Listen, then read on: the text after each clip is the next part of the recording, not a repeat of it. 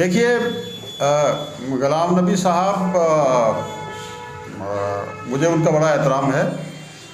गुलाम नबी साहब जो हैं वो देश के एक कांग्रेस के बड़े लीडर रहे हैं। आजकल शायद कांग्रेस छोड़ के कोई नई जमात जम्मू कश्मीर में वो बनाना चाहते हैं। ये उनका नज़रिया हो सकता है।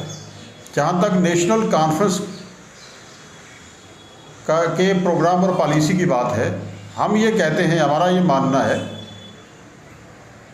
कि आर्टिकल 370 हमारा एक बुनियादी हक है। आर्टिकल 370 के ज़रिए ही देश का जो इल्हाक है देश के रियासत जम्मू कश्मीर के साथ हुआ था।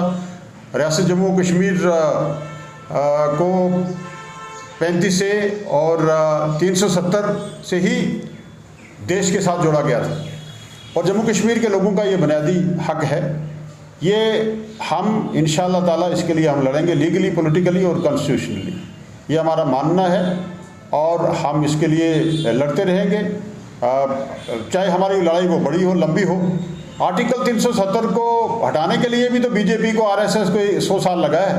अगर हम 10 साल, 20 साल, 30 साल लड़ेंगे, हम ये कहेंगे कि लड़ने के लिए हम तैयार हैं, पॉलिटिकली, लीगली और कॉन्स्टिट्यूशनली। दूसरी बात मैं ये गुजारिश करूँगा कि आर्टिकल 370 जो है वो देश के आइन का एक जुज़ है।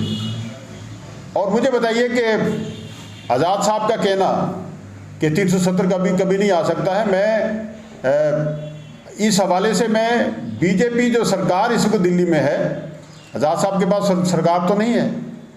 बीजेपी सरकार जिसने किसान फार्मर एक्ट यहाँ लागू किया था, वो भी तो यही बात कह रहे थे। अमित शाह साहब ने यही कहा था बहुत बार कि हम इसको रिवाइव नहीं करेंगे, रिपीट नहीं करेंगे। तो वो क्यों कर लिया? आखिर प्राइम मिनिस्टर साहब को वो एक्ट जो है, किसान एक्ट, फार्मर एक्ट जो है, वो वापस लेना पड़ा। मैं ये कहूँगा कि एक मूवमेंट के सामने, एक जदोजहद के सामने और मुसलसल इरादा के सामने कोई चीज़ भी टिक नहीं सकेगी।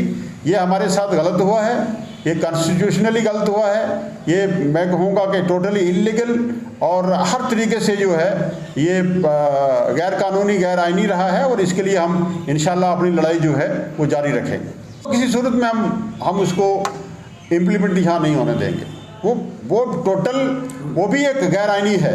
आप कैसे यहाँ सिक्योरिटी फोर्सेस, एक देश की हिफाजत के लिए जो लड़ने के लिए बॉर्डर पे आए हैं, आर्मी है, सिक्योरिटी फोर्सेस है, पैरामिलिट्री फोर्सेस है, जो लॉ एंड ऑर्डर मेंटेन करने के लिए, मुल्क की हिफाजत करने के लिए आप उनको वोटिंग पे लगा देंगे।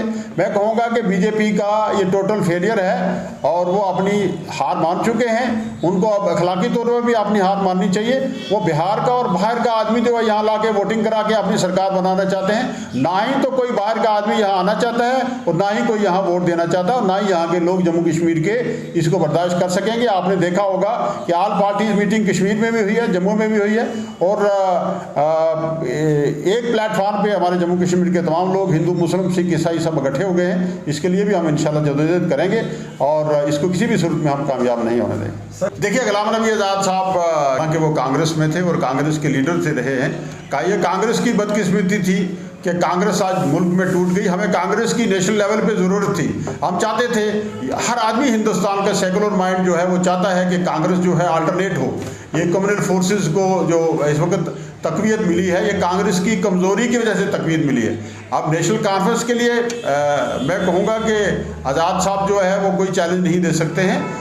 उनका चैलेंज जो है वो कांग्रेस को ही है और कांग्रेस के साथ ही उनका मुकाबला होगा। हमारे साथ, हमारे मुकाबले में आज़ाद साहब नहीं।